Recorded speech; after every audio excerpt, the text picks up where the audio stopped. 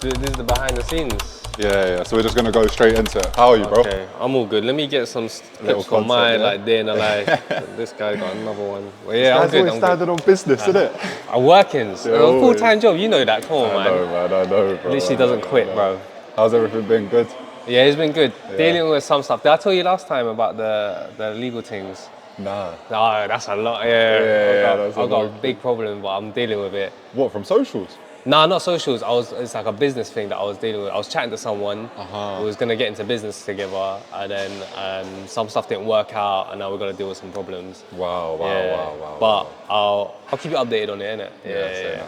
But other than that, it's all good, innit? Like, Good to hear, bro. I'm going to New York in September and October, so yeah, we're gonna be live. Huh? And where? September and October. So Oh, I'm going New York twice. both? Yeah, twice. Oh, is it work related? Yeah, work related. So then we're gonna push out content out while I'm out there. Nice. And then probably try link other creators out there if I can. Yeah, I don't know how it's gonna work though. Why? I don't know any New York creators like that. You get it? Yeah, There's like one streamer I really like, his jokes. Which one? It's like Marlon, he's new. He's like some okay. He's some funny guy, bro. He just gets into some stupidness, but New York is a vibe. You've seen it, like. I've seen it, bro. I've seen it. It's like I don't know. Is it like like another London? That's what I'm trying to figure out. Bro, it's like London on crack, like times 10. Like serious, like the buildings are 10 times taller. The busyness is 10 times. People are ruder. Ruder than London. It's more expensive. It's everything. Yeah. Oh, so you've been before? Yeah, I've been a few times for like work-related trips, and then one time with for family. But yeah, been a few times. Are you gonna take some annual leave while you're out there as well? Nah, I don't like New York enough to take annual leave. Is I'll be it? real. I don't like Just New straight York. work, yeah? Straight work, and then I'll cut. I see. I thought you would have liked it, but I guess not, huh? Nah, not my vibe. I like Thailand, like nicer people, chilled, like vibes. Yeah. My brother, some of my boys, where did they go out to? They went out somewhere in Asia, and it just scares me, the idea of even Cambodia. Oh no, yeah, okay. I don't know, Cambodia. I've never been, but it's not. It's not my first place I would recommend someone to go if they go to Asia. I'd say if you go to Asia, go Thailand, Vietnam. Vietnam's a bit like another level up once you get comfortable. Japan I want to do. You can't go wrong in Japan. Yeah.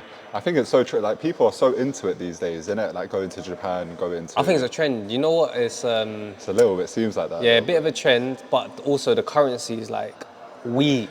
So stuff are cheap, but they kind of know their economy is down and things are cheap, so the flight prices are going up a little bit, or there's even like a rumor that they're gonna start charging tourists different prices because they know they have a bit more money. Wow. But you should go. You're into like fashion and that, right? Yeah. So they're drip. I'd enjoy it. I'd enjoy it. So what are you saying now? Becoming a foodie online, yeah?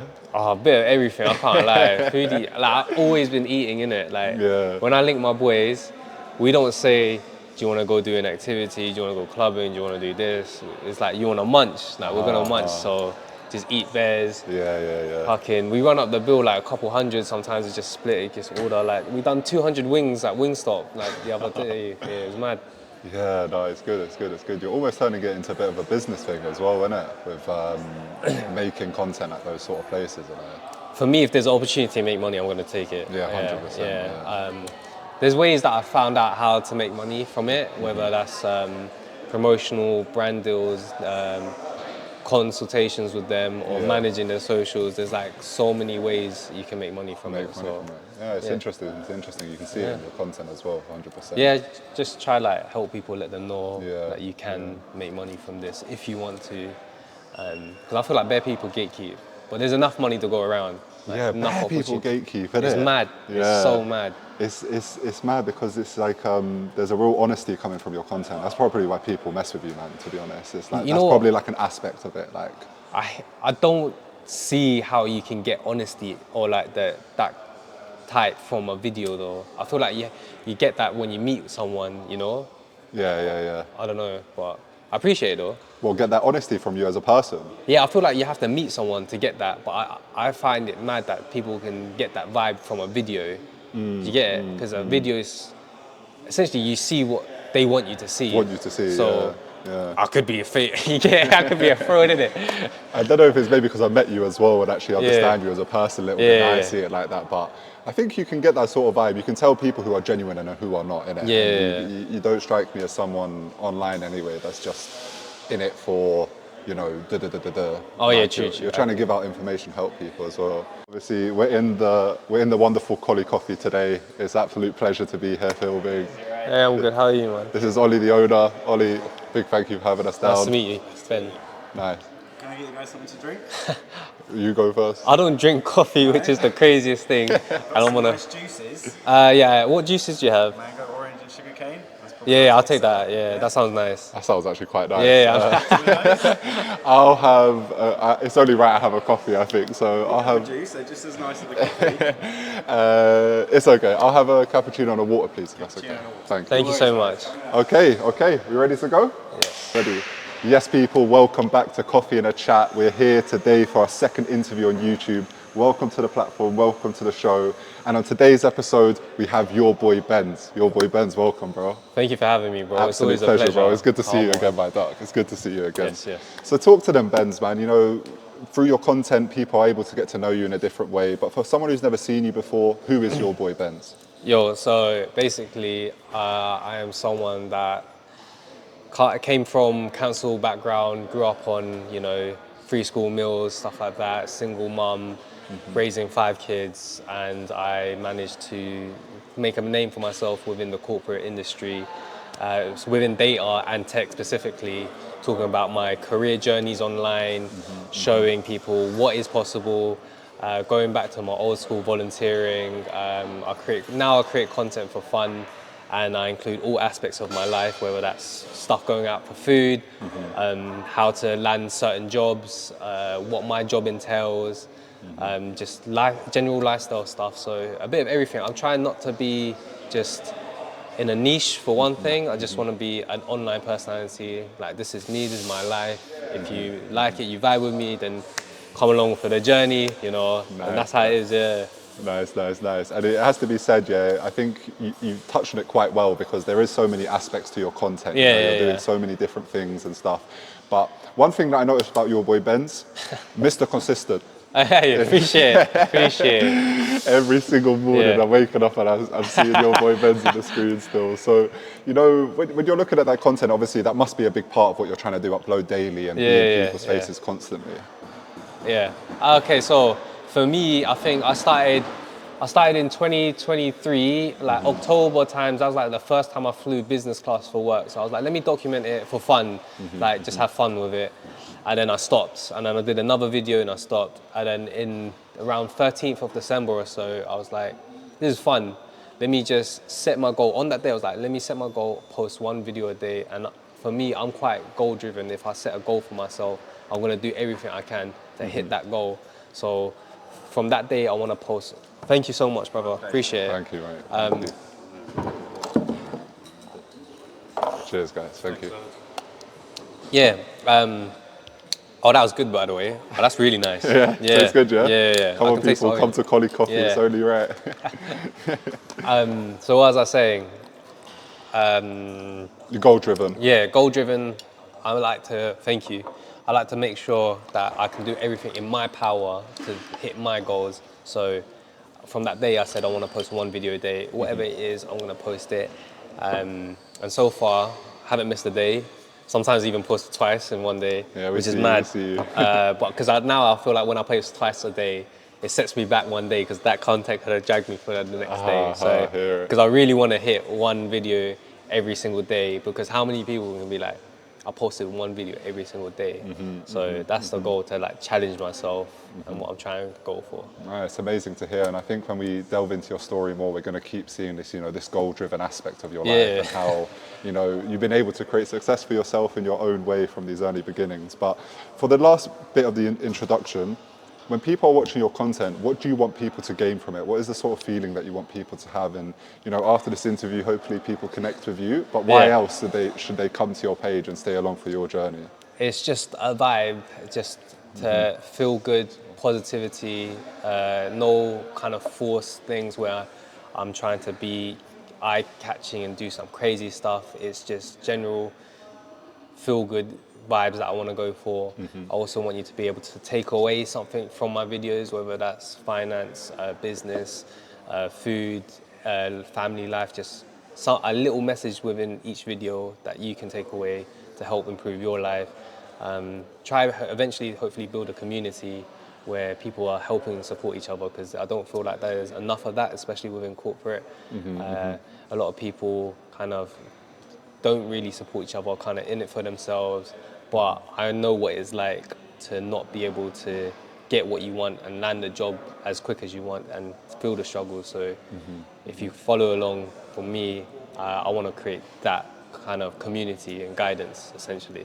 No, it's amazing. It's amazing. Yeah. It comes from a very genuine place. I think this is why people and why I resonate with you as well. Thank you. Okay, Man. so that's the introduction done. Yeah, it was a nice little introduction, wholesome one. But this is Get to Know Ben. Everybody who comes onto the show, we're going to do a little Get to Know section. So we're going to break it down into a few things. Yeah. And the first one is quick fire questions. Yeah, you ready? Yeah. Yeah, come. First one is, what's 3 words to describe you? Consistent, goal-driven, and an achiever. I want to achieve a lot of things. Nice. When are you at your happiest? Happiest? When I'm with my friends, I think friends and family. Just friends and family. If you were on death row, what would be your last meal? Okay. Death row would be, if the lobsters are like cracked for me, it's crispy lobster, crispy noodles with lobster, Chinese style, Cantonese style. Nice. Yeah. No dessert. Dessert, ice cream, Ben and Jerry's. I love ice cream. Nice. If you could go back to any moment in history, what would it be? Any moment in history, I don't know. Pyramids, maybe. Okay. Yeah, pyramids. Interesting. Yeah. If you could organize a dinner with 3 people, they can be dead or alive, who would it be? 3 people, I don't know, you know. Who would I want to meet? I have to really think about that one. So take your time with it. There's not many people I think I would. Because the thing is, I don't idolize people like that, in the sense that I would want 3 famous people or dead or alive to have dinner with.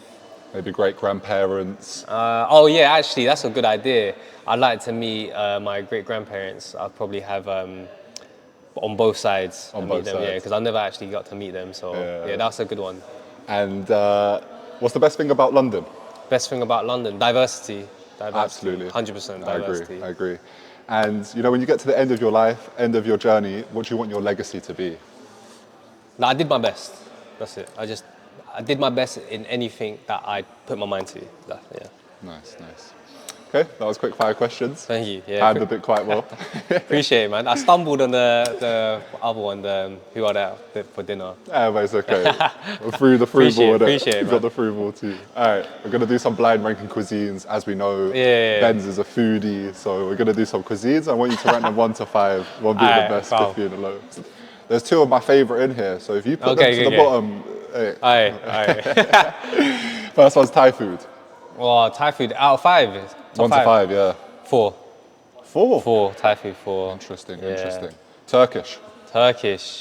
Oh, 5. 5 for Turkish.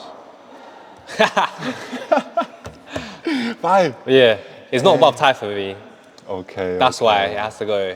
Chinese. And Chinese, 2. Chinese, 2. Okay. Indian. 3. So you're putting this one as your number 1? Well, it has to be. So it better be a good one still. Italian. Okay, yeah.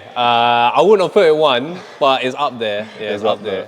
Well, my 2 favourite are Italian and Turkish, so I'm glad. Okay, yeah. I'm glad at least one of them got the top spot.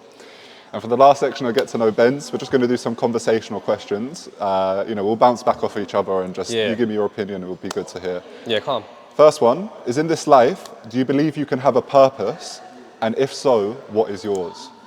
Yeah, but believe you have a purpose, like you, as in the sense that there's a purpose created for you, and you have to follow the roadmap. I'm happy for you to interpret it however you like. I was recently on holiday. I'm sitting down with a friend, an old friend, someone I hadn't seen for many years. And I was telling him, I'm trying to find my purpose, and he just thought, no, like there's no way you can have a purpose in life. So I'm just curious to know if in this life you think you can have a purpose, or if you're like made here to be something, or if not. Okay. You're having some deep convos with your boys. It was a late one at Ibiza. I hear it over the balcony and that with the drinks. Literally.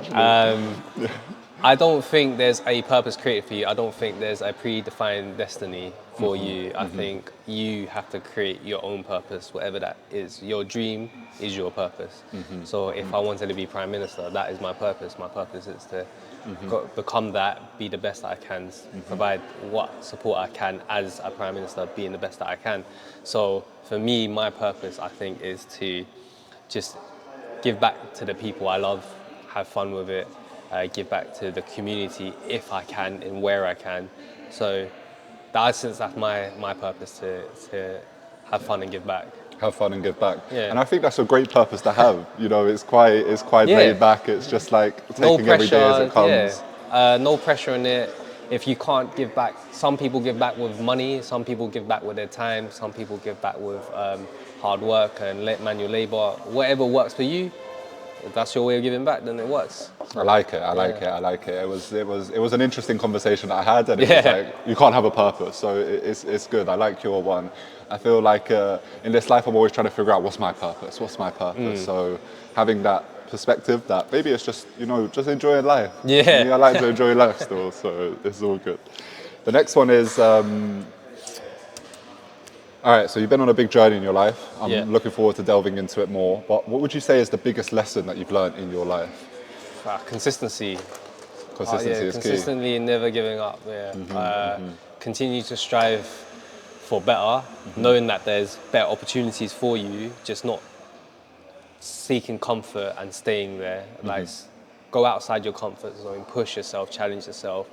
And there's multiple ways you can do that in any aspects of your life. It doesn't have to be finance, doesn't have to be corporate. You want to get more physical, more fit, then start running. If you run small, hit small goals. Hit up overtime club. Come on, do a few kilometers and keep progressing over time. So. What do you put it down to? Of course, it's very easy to say consistency, and we all try to be consistent in times of life, but how do you, with consistency, there needs to be discipline. Yes. So it's almost that balancing act, and when you're always striving for more, what if more doesn't come? How do you not give up in that journey? If it depends on what you're trying to achieve, and if it doesn't come, but I think if you're not seeing the results that you want to see, then it's time to maybe reassess and reevaluate, take a different approach, take a different mindset, a different methodology of what you're trying to do, loop in different people to get different opinions and perspectives, and then start again and work from there. So. Okay. Awesome. And this question I love asking guests, I love asking friends as well. So it's the last one of Get to Know Benz. What is one quote or message that you live by? One quote or message that I live by. It's hard. There was a good one that I had. I remember it because it resonated with me, my own personal one. But be careful of who you share your success and stories with, because if they don't resonate with them and they're not as happy for you, it can rob you of the happiness. Does that make sense? It's like, if you tell me you got a business and you're doing well, and I'm not as happy, and I don't reciprocate that energy, and then you'll look at yourself and think, oh, maybe it's not that big of a deal, maybe it's normal, and you don't feel as happy because I wasn't as happy for you. Does that make sense? Yeah, totally. And I think it comes with that. There's obviously evil eye. You always got to be worried about that. You've always got to worry about evil eye. And I guess it's almost in that sense not taking those things for gospel. Whatever they think, and it's about 100%, pushing in the right direction. So it's a great get to know section, Benz.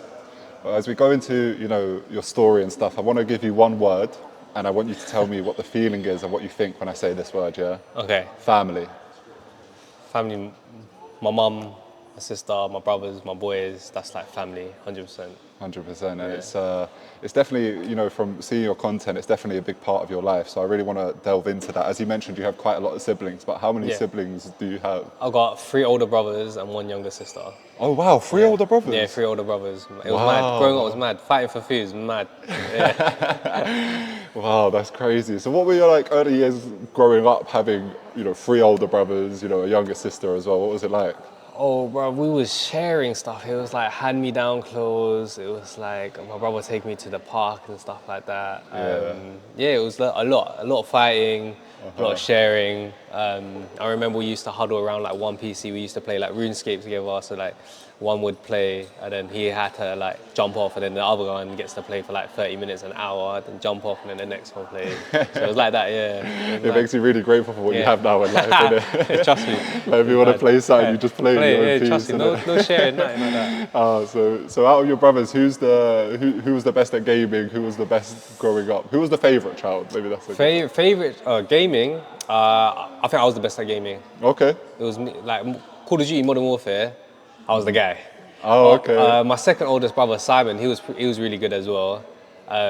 Surprisingly, we were all good. Like, even my sister was good as well. My sister used to be so good that when she was playing with her friends, yeah, they'd be like, "You're letting your brothers play." Yeah, it was mad. Favorite? Well, my sister's the only girl in it, so she gets a bit of favoritism. I think I had a bit of favoritism because of the youngest boy. But yeah, that's it in terms of. How do you think those early years were like for you? You know, I've got 2 younger brothers, so I understand that family aspect. But what was it like growing up when you're, the youngest of 4? Was there a bit of like character building needing to be done from like really early on? What do you mean by character building? Like when they're bullying you and that, like you have to be like the tough guy standing up to them. You know what? I was a crybaby. I did not stand up. I remember my brother would look down at me. He was like, "Cry then." I was like, yeah. So I got away with a lot of things, though, in terms of I was allowed to have sleepovers with my boys. I was allowed to go over to other people's house, stay over, and my other brothers couldn't really do that. So I got away with a lot more with my mum. I see, because definitely how it worked in my family with my 2 younger brothers, we're the first generation in this country. Yeah. And being the oldest one, they were very protective of me, like, you can't do this, you can't do that, you can't do this. But now, with the other brothers, they realize things are okay, so they sort of let me go. What were those, when you picture back to those, those early years of your life, growing up in a big family, what was life like? Were you happy? Were you just trying to figure out life? What was that whole like early years in your life like? Early years, what do you mean? What the range? Give me a range. So let's say secondary school days. Secondary. You're becoming Ben. You're becoming your own person and growing up. How were those days for you? Those days they were okay. We just go out, play ball after school, go home, play games. It wasn't too tough. Like literally after school, get the first bus home, go home, play COD all night, go sleep, go school, same thing. So it wasn't like crazy in terms of like the setup and how I was growing up. Yeah. Okay, awesome. I think it's nice to see. It's nice to see. But were you a goody two shoes in school? You know what? Yeah, I got my first.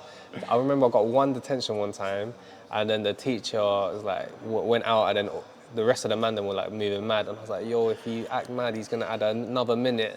Don't do that." And then, so in secondary school, I was clean, like did nothing wrong. Sixth form, I started sloughing. Like I started skipping lessons. I started not showing up because that's the first time I started chatting to girls, isn't it? Because I remember my secondary school was all boys, and then my sixth form was all girls school. So, but the sixth form was mixed, so a lot of the girls just stayed there. So the ratio was like 10 girls to 1 boy, and it was the first time I was like learning stuff about girls. I'm like, what? Yeah. And I was, getting attention and stuff like that. So I started acting up and skipping stuff, and because of that, I almost got kicked out of sixth form as well. Yeah, mad. It's mad. So you're really exposed to that female attention for the first time, like in a school sort of environment. You said that you grew up in an all-boys school. So being the son, the fourth son, and then also being in an all-boys school. Talk about 2 character building coming together. I literally, didn't chat to no girls at all. They had no experience with none of that. It was a lot of like, fighting, food, like all boys school is like, let me get back, let me scatter that, let me do this, you gotta, stand your ground sometimes. But it was blessed. Like in school, I didn't have no problems. I got along with everyone. So, you go to an all boys school, and we know in these sort of schools, competitiveness is high for sports. Were you good at any sports? You know what was mad? I was always decent at football, but I was lazy. Is so it? Like with football, I was like, nah, I can't be out. So I remember I'd pretend to be dead. So then I'll get put with a dead group, and then I don't have to do too much, and I'll still like the PE teacher would be like, I'm doing sick. But then one of the boys knew I was better than I was claiming to be. He's like, he's pretending, man. Get him to do like proper laps and do all this shit. And I was like, no, I'm dead. So that was funny. You're just trying to avoid all the hard work. Yeah, you know that what? doesn't seem very like you though. For me, I'm not competitive. That's the one thing. Like, if I play sports, I don't care if I win or lose. I'm just like, oh, it's whatever. I see. What position were you? I was always defender. I always played defender. Is it? Yeah, defender. All right. Yeah. Taking the ball on the ankle. Yeah. Either way, they're not getting past. Hey, that's awesome, man. Awesome, man. So, you talk about in your content, and you mentioned it at the start of the section in the introduction section, growing up in a council estate was a big part of your early years, Yeah. Let's just talk about that, like where you grew up in London, and Yeah. let's kick it off with that. So I grew up in Thamesmead / Abbey Wood. It's near the Abbey Wood station. Right now it's where the big Sainsbury's is, if you know. That's where I grew up majority of my life, and it's always been around that area, whether it's like a couple houses away and then moved to the main house. It's always been that area specifically. Yeah. I did make a video on it where I was walking back through the ends, seeing what it's like now. So if you haven't seen that video, then go watch it. You kind of get an idea of what it was like. But yeah. Well, add a little overlay into it, because I remember watching that video, and Yeah. it's like, where you've been able to come in a short time Yeah. is crazy from the sort of those initial conditions. How do you think when you were in those stages and living in these sort of areas, was that like a big motivator for you in life? Was that what really strived you to go and do your success, which we will talk about, or where does it stem from? You know what? It's not even that. It's not.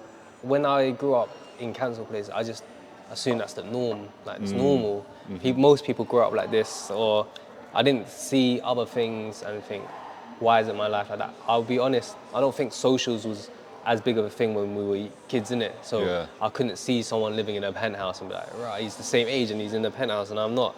So I get why the generation of today have that issue, but truthfully for me, back then, I just thought it was normal. So that's why I kind of spread the message now, but for the kids that think their lives are normal and that's the standard and that's all it ever be, that it's not true. But that wasn't the main factor for everything, I don't think. What do you think it was? It was just, I think the main factor was I want a yard. I want a yard, I want my own yard, so I work hard for that. Then I hit that, then it just steamrolled, or like job-wise, I want to get better, I want this job title, I want this salary. So it was just striving for the next step. So for me, it was, again, never being comfortable that there's another level and I'm going to hit that level. Yeah, it's good. And it's like, even when you got to that one level, it seems like you're instantly looking to the next one and trying facts. to level up. For real. It's such a strong mentality to have. So let's go into like what happened after. You finish school, and then you eventually go to uni. But a big part of your story is the working in the JD. It's working in the retail job. So when I've been working ever since 16 years old. Same. I had loads of retail jobs. Yes. So it's similar with you. And I just wanted to go back to those days for a second and just think, like, what are your feelings when you think about those, those times in JD with the boys? Bro, it's mad. I think my first job I got was at Haagen-Dazs in Blue Water. Okay. Yeah, serving like ice cream. Bro and said coffee. he loves ice cream. Yeah. In fact, I was eating ice cream out the tubs and shit like that. Yeah. It was mad. But I remember like the uniform having to wear like smart shoes, and I don't like smart shoes. I had to rock up early, set up, clean, or like deal with like bad customers.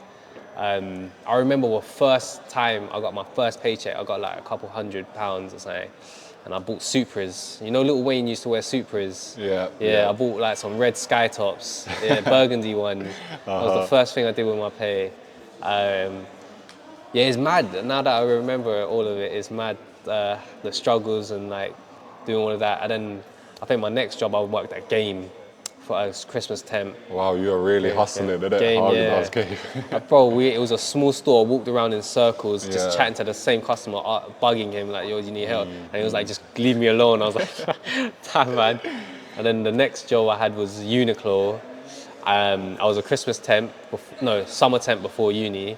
They let me go because I was chatting too much. I chat too much to people. You got sacked from retail. But basically they didn't keep me on because I was too chatty. And then I started JD. One of my boys, Andy, he brought me in. Got in. Those days were a struggle. Oh my days. Why is that? Waking up early, bro. I'll do like. Do you want to start? No. Carry on. I'll do a shift, where it's like 2:11. finish, and then it was in Stratford, and I lived in like Abbeywood times, yeah. So I'd have to take the DLR to Woolwich and then take a train and then walk home. It was long, like 3 modes of transport just to get to work. My God. And then the next day they might slap me on like a 7.3 or 7.5 or something like that, and I gotta go with Just gotta that. go So do it's it like again. cycle. Yeah. There was no aircon in the store, so it's hot. But the people I met, lifetime friends, honestly. Lifetime friends, I've seen it in your content how much they mean to you, and I Yeah. think I mean, you're going to work in JD. It's busy as it is, but Yeah. working in a JD in Stratford Westfield with Yeah, no aircon. no aircon. There was a rude customer as well. I was so vexed. I never get vexed, yeah, but there was this one customer. Like the joggers said one price, but when you scan, it's a different price, so it's more expensive than he thought. And I was like, I can't do that, bro. And then he was complaining, giving me like troubles. Then told my manager was like, nah, legally you have to. Then he scanned another check, so same problem. I was like, nah, now we can't. Then my manager was like, nah, we can't do it at all. So he's like, you just said you can do it. And he was getting on to me. He was getting on to me. He was calling me an idiot, like telling me fold properly. I was like, my days. And when you're in those days, in those retail jobs, there's nothing really you can do, you know, you have to accept it. And I think definitely for me in my personal life, I think doing all those retail jobs shaped me into who I am today. Yeah, for real.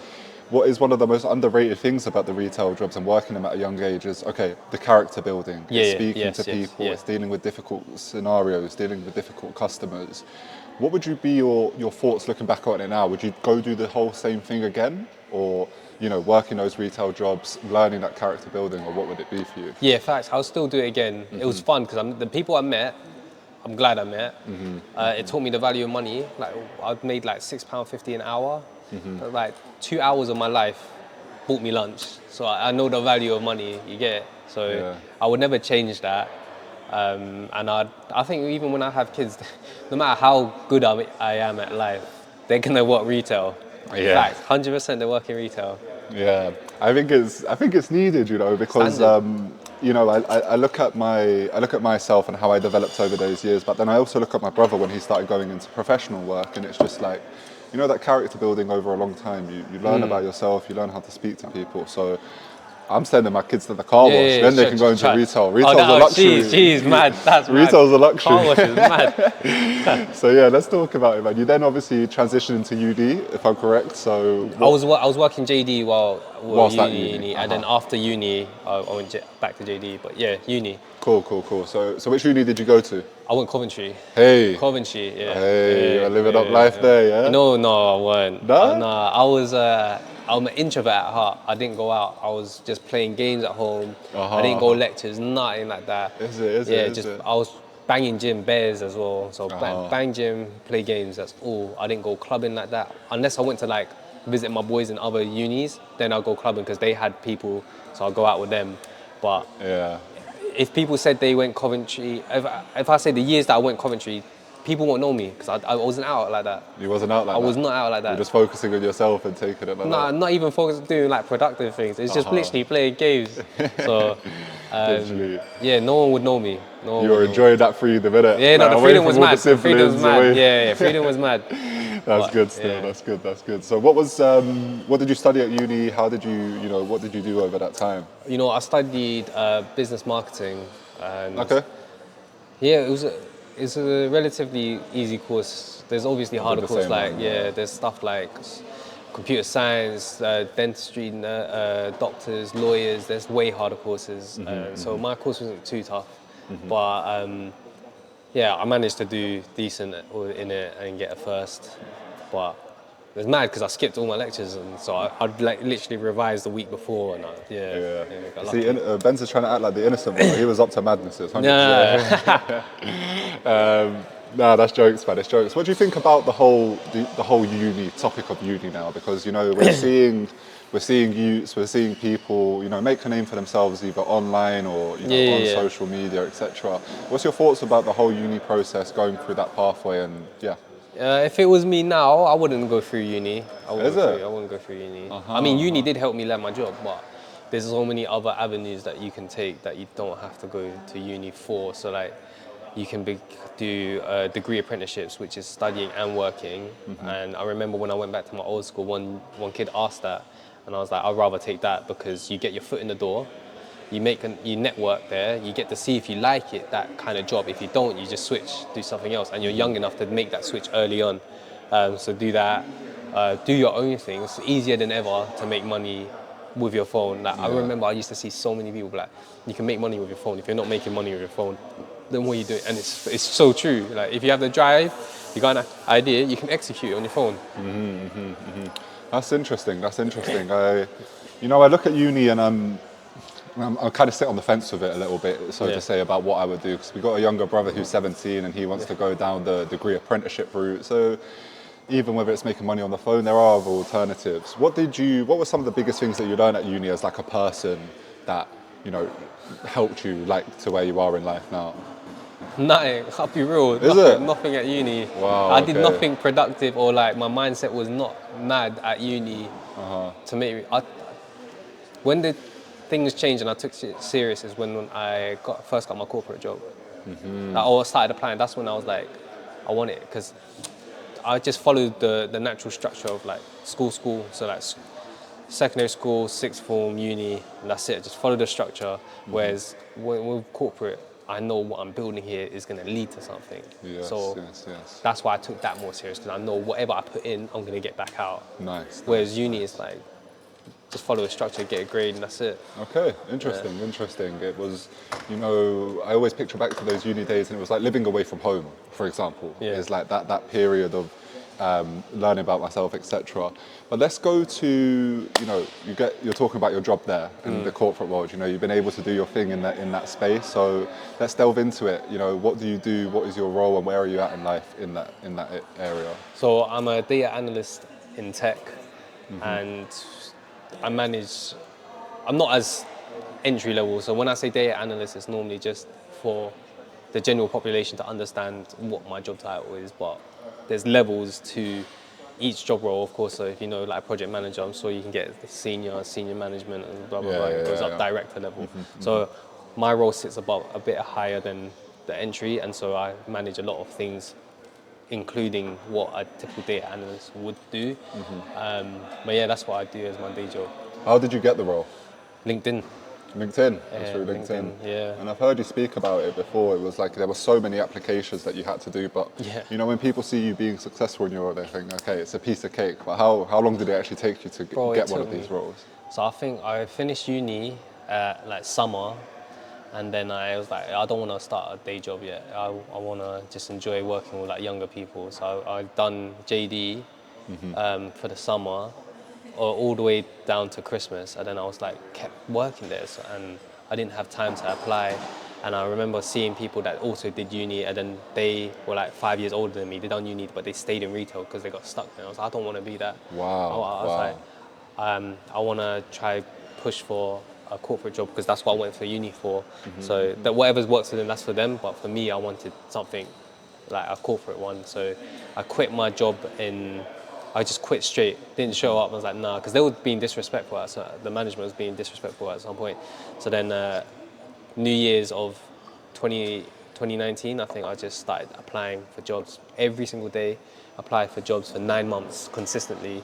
I applied on LinkedIn. I remember at the time it said I landed 1,000 applications. Wow. And that doesn't count like stuff that I've done on Indeed or directly on the company's website as well. So I think I easily did like 2,000 applications within 9 months. Sometimes I was applying so often that when I log on the next day, it was the same jobs. Like there was nothing new. Nearly 2,000 applications is real. It's mad. It's a lot. It's a lot to not give up. Why do you think it took that many applications? And I don't want to seem like rude in a way, but was it a case of, you're just trying to go for positions that were so senior to what you're at currently, or it was just trying to land whatever you could? It was I'm a bit picky, so it's obviously there were some places that reached out and said, your interview, but do a quick Google search. Office looks like some weird location, doesn't look that legit, or something I didn't want to get into. So I was a bit picky, so I could have landed a job earlier, but I knew there was something better. So if you're not as picky, you can land something relatively easy. Well, I could have landed something earlier, there was sometimes when I'd go through the process. I remember I went with one big business, went through the whole process. They said I did sick, did and that, and they're gonna get back to me. Didn't get back to me, just ghosted me. Even though they said I passed everything, ghosted me. Made no sense. So there's situations like that happened. There's also figuring out what kind of role I want. You know, I didn't do a placement year at uni. I didn't do a degree apprenticeship. I didn't do nothing like that. So I see all these job titles. I don't know what they mean. So I'm applying for a bunch of stuff. So I might be able to land that one or not. So those played into effect, like figuring that out.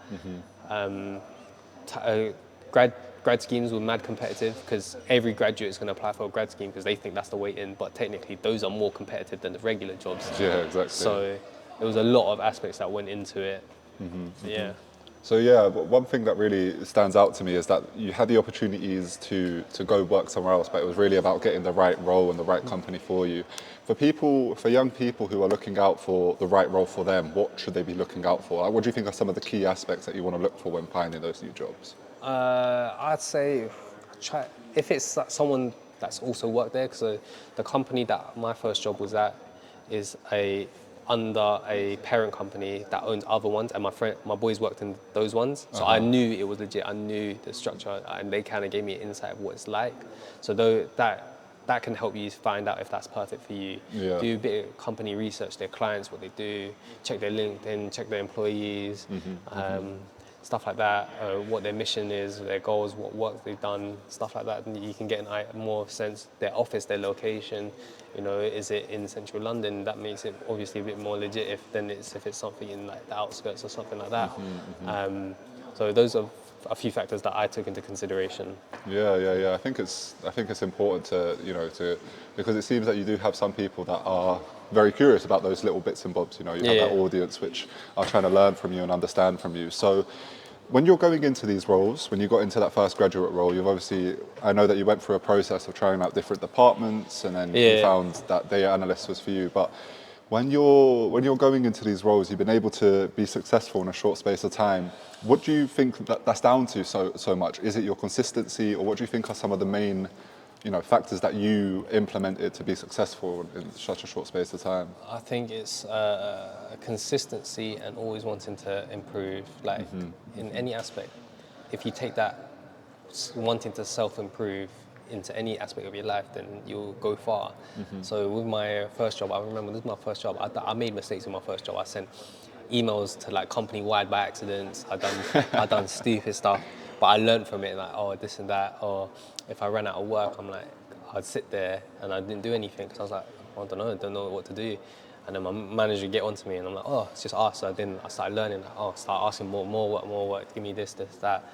Looking for opportunities, keep an eye out. Some people stay complacent for what they have, and I never wanted that. So I always boiled it down to two things in a job, whether if you're getting paid fairly, but you're not learning anything new, then you might stay because the money's good, right? Or if you're not getting paid fairly, but you're learning a lot, then that's fair because you're getting knowledge and experience. But if you're not getting either, then it's time to leave because you're not getting anything. So why are you staying there? But people stay for comfort, because they know the people, they know the process. They don't have to worry, because if you start a new job, you have to meet new people, you have to do this, you have to have expectations. You're on probation, then you got to pass it, blah, blah, blah, stuff like that. I know people that were, when I started at my first job with them, they're still at that same company, even though it's been like 4.5 years or something. Wow. But it's up to certain people. If I know I got some boys that prefer the comfort, stability, and they know where it is, and that's fine if that's for them. But for me, and if you want to know why I was able to do what I did, then it's seeking discomfort essentially. Yeah, interesting. I think it's really, really good to hear from you on that aspect. So when you were in your first role, it seems that you went to another role as well. Is it a case of, do you think jump hopping is good to do at these early stages in your career, or is it something that you should be, very careful of, wary? I'm just trying to put yourself in the feet of someone that's looking to go and do similar to you. Okay, so if I think with your first job, build a foundation first, so like 2 years maybe minimum. Normally people say stay for at least a year or two. Yeah. I say 2 years because you're going to make the first mistakes. Like me, I sent company-wide. Basically, there was one time I had a box of chocolates. Like my brother works in a factory or something like that, and they produce a bunch of chocolates and stuff. So he always brings stuff home. So I brought it to the office, and I wrote an email, and I was like, oh, there's chocolates here for anyone that wants it. I sent it to global. So there was people from China emailing me like, where's the chocolate, bro?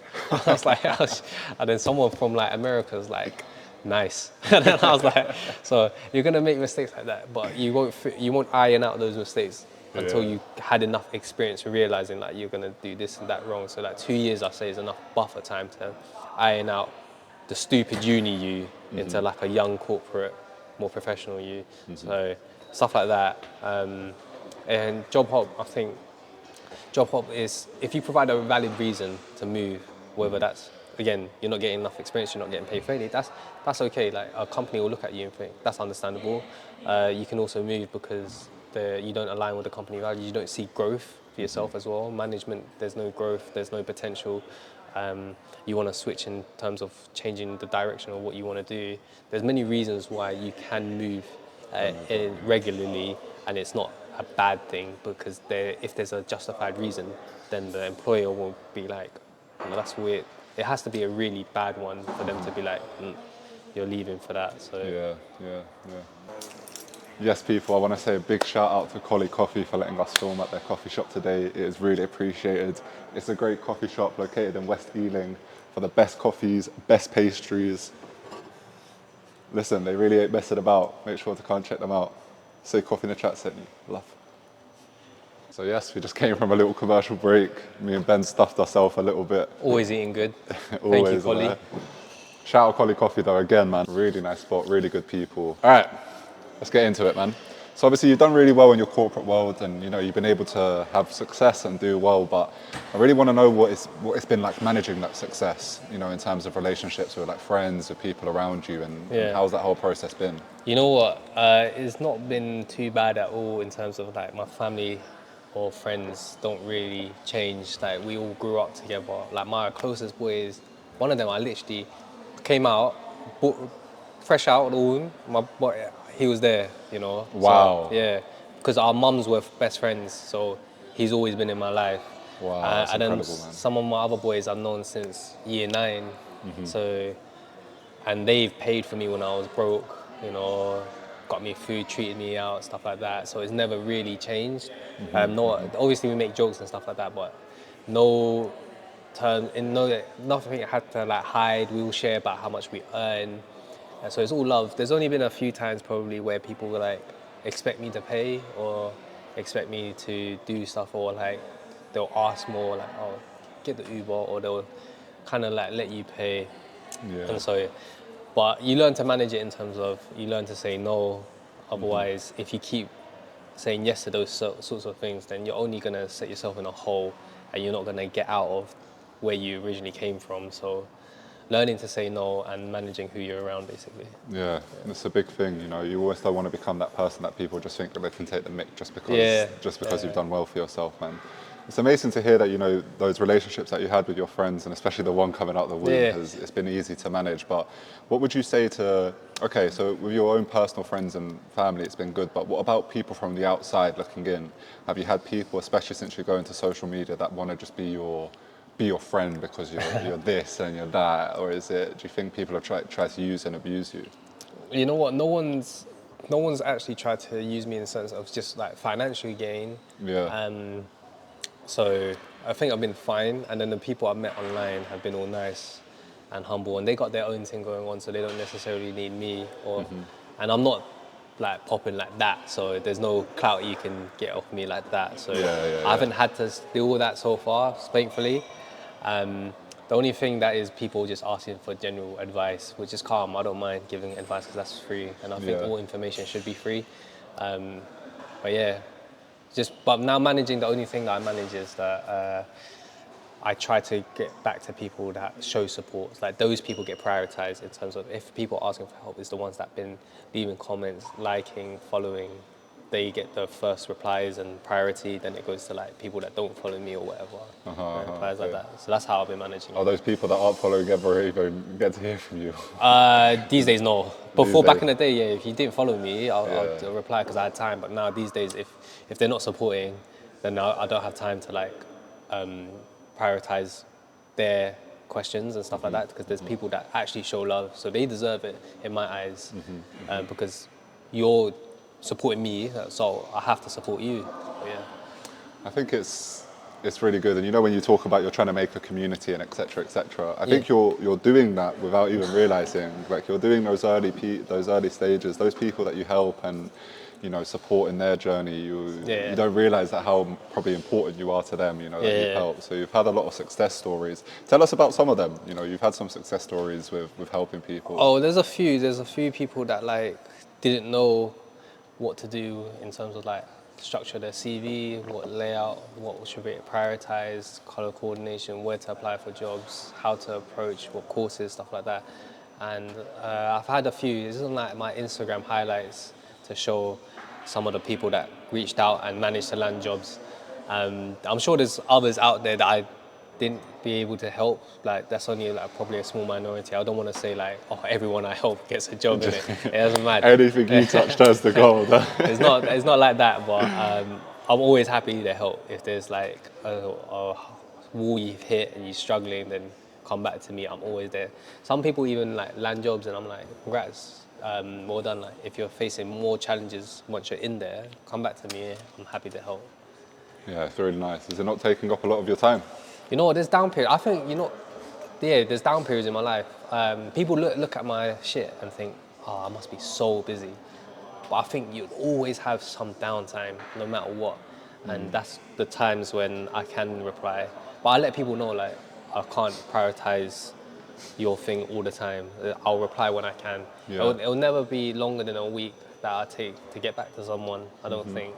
Because I feel like in a week I have at least like 20 minutes in a week where I can go through messages. So yeah. Interesting. Other people's downtimes are sitting and watching Netflix. Or sitting and lazing around.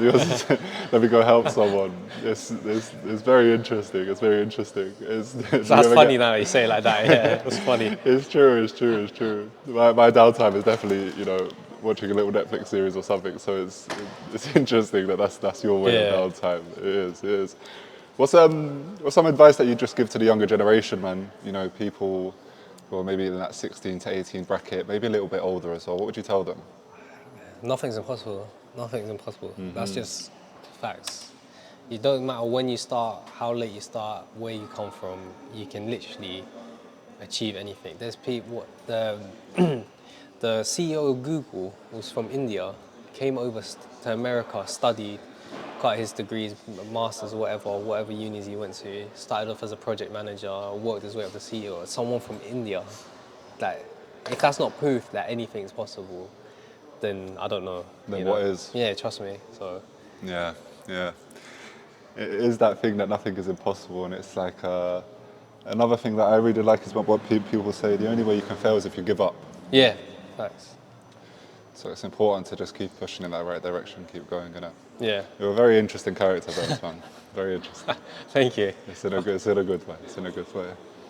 Okay, so you do well in your corporate job. You've gone through those JDs with no air conditioning. Yeah. Bro's done well for himself. Social media. Yeah. It starts last year, right? So 2023, end of the year, sort of. December, basically. Mid-December. December. Yeah. Why social media? Social media, again, I made 1-2 videos just documenting for fun. And then I was just chatting to my boy about it all.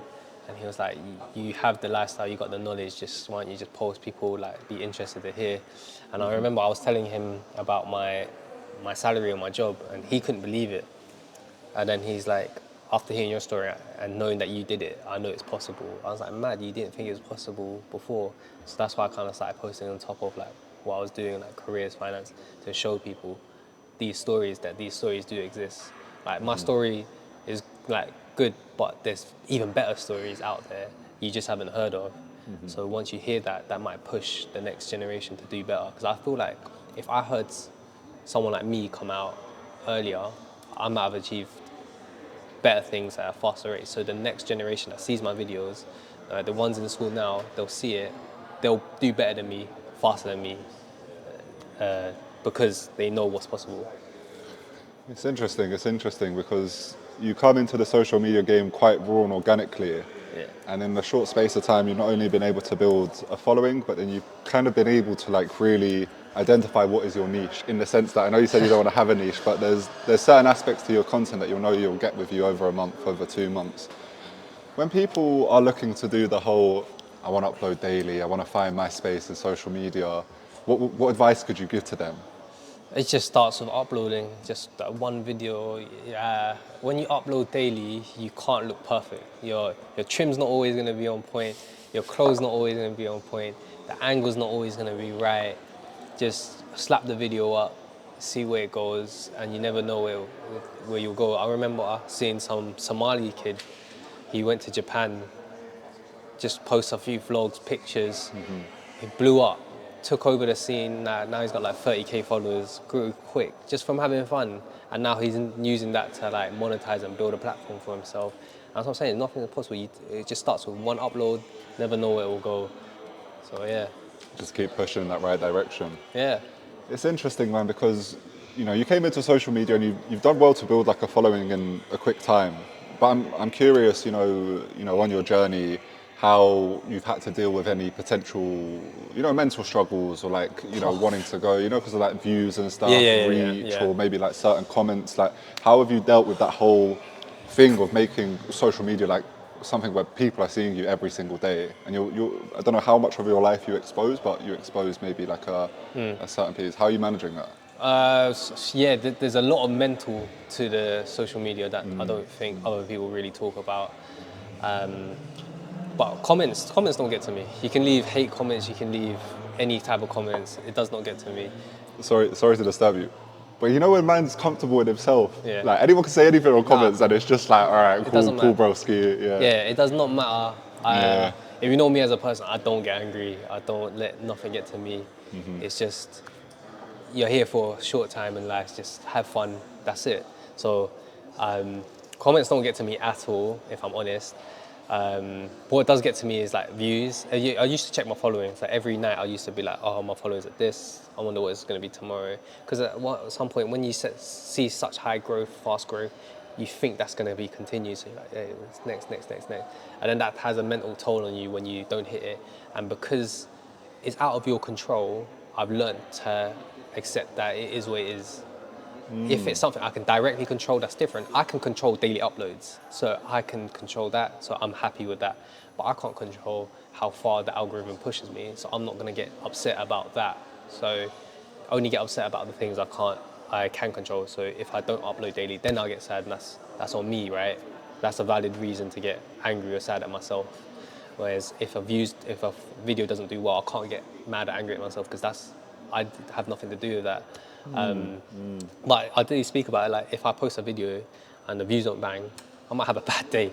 The day's like not doing that great, I'm like a bit sad, down, thinking about it. I don't want to look at my phone because I don't want to see the views. And it's a common thing. I've chatted to multiple creators about it.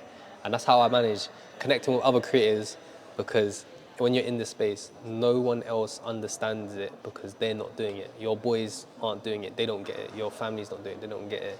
And I go by this philosophy that you can't, if you haven't experienced it yourself, then you don't have a valid input into saying something about it.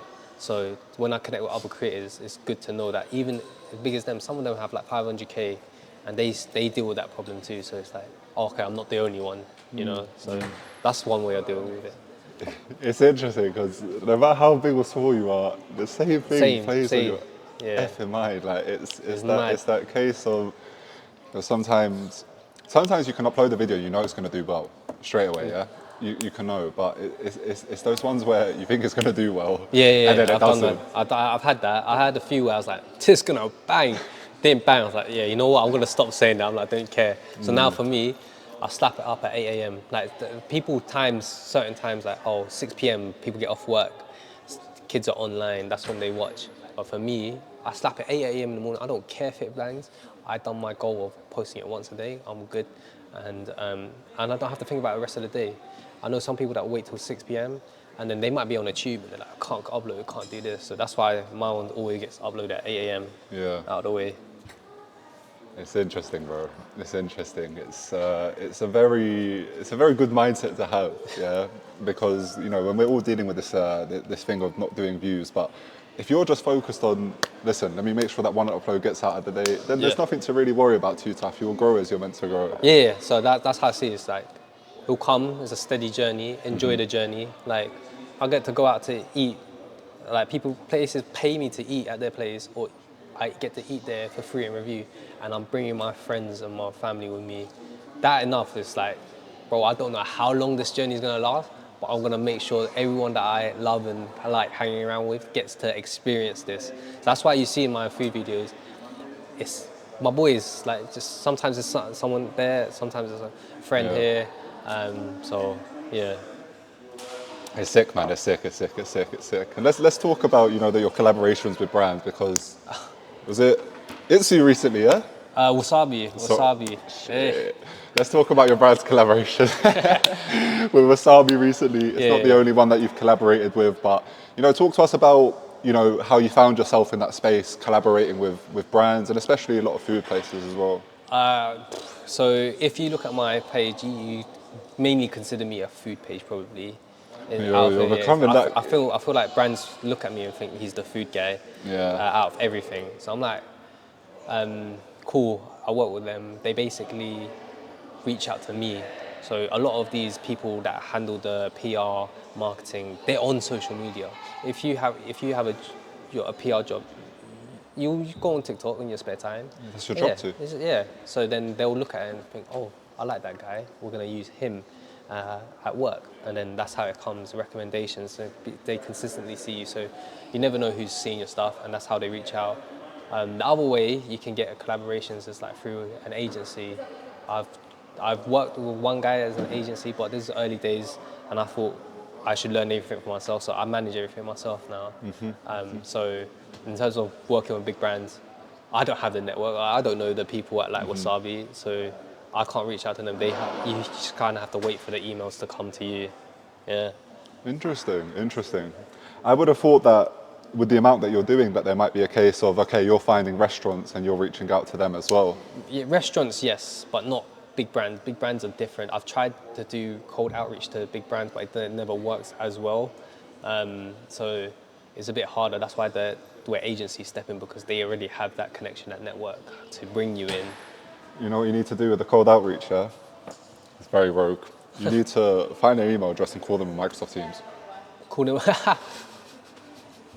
Haven't tried that. Call that between 9 to 5, Monday to Friday, and just see what happens in it. I might try. I've got to find emails. There's a few brands I want to work with. Like, there's one tip that someone told me. It's like, just tag them. Keep tagging them.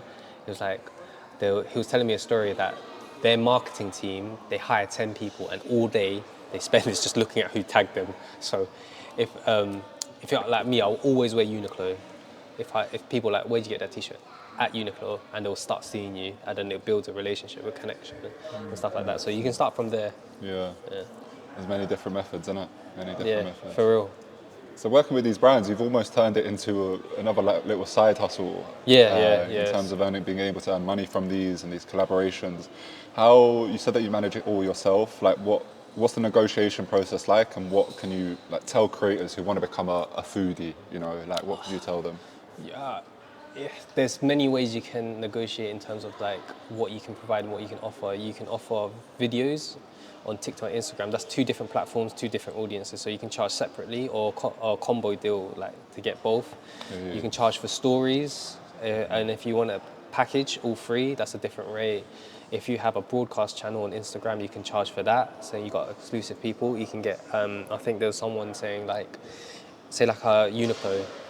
If you buy my link, you get 20% off the t-shirt, and then Uniqlo will give me the 20%.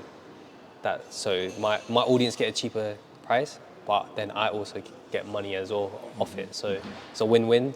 The brand gets a bit more sales, stuff like that. So it works out. You can, different platforms, different ways to push out content. You can leverage that in terms of negotiations and what you can offer. You can connect with other content creators and ask what their prices are. If they're similar following, get similar views, and they're charging a bag, you can ask for a bag, So that's a few ways that I've been negotiating, back and forth calls, audience profiles, like how many followers you got. where location, their age, demographics, stuff like that. Yeah. A big thing what I'm already wondering as well is, I guess when you're a social media person and you're first getting into these collaboration stuff, valuing yourself. Yeah. This is a big thing. I'm wondering from your perspective, how is that? How did you have difficult conversations? Did you have to maybe drop some potential collaborations just because you wanted to make sure you're being valued, or what advice would you give to people about that section? Thankfully for me, I met up with a guy called Usher, Asian Usher on like Instagram, TikTok. Shout him out. He's a proper lovely guy. He reached out to me when I was small, like a few thousand, and then he's just telling me like what he thinks I'm worth if I wanted to charge and help me out. So that really helped me build a foundation in terms of that. But I have cut out with restaurants where they like trying to undercharge me or not pay me at all. There's like some businesses that wanted me to work for free essentially and promote their stuff. And I was like, it doesn't work like that. We built a platform, we built audience, built following. If it was that easy, you would have done the same for your own, but it's not. So you're paying me for the hard work. So you're paying me for the 8 months of consistent uploads that I've done. You're paying me for everything I've done and learned to that point. So that's how you can value yourself. But I say networking with other creators, understanding that's the best way. Yeah. Hey Benz, man, it's been a real pleasure to learn from you, to understand more about your character and your journey. But tell us what's on the way, man. What's next? What can we expect from your boy Benz? We're first expecting another few more months of daily uploads. Yeah, you got a few more months of daily uploads, 100%. Yeah. But I'm going to start YouTube. I'm going to start posting on YouTube. Okay. And my schedule there is going to be Mondays, every Monday, 6 p.m. That's roughly when I want to upload. Those will be more vlogs in terms of like laid back, Emma Chamberlain style. Like, come with me on my journey, see what my day-to-day is like. Nice. Get insight into my lifestyle, and I think it will change as I progress in terms of like, if I get into business, and I'll film those days and what it's like, what I learned, what I'm going through, or holidays. So those will be a bit more manageable, but yeah, I'll be on YouTube. Sick, man. Yeah. We'll make sure that the YouTube link is down below. Appreciate it. That's awesome, man. I'm actually looking forward to seeing it. Any more projects or anything like that we can look forward to, or is it just going to keep on pushing? Projects, maybe there's a few stuff I'm working on, but I'll let you know when the time comes. When the time's right, yeah. Time's right. Hey, Benz, thank you so much for coming on, my brother. It was an absolute pleasure to have you on. Good to link up again. Of course. Coffee and a chat. We out. Woi, oi.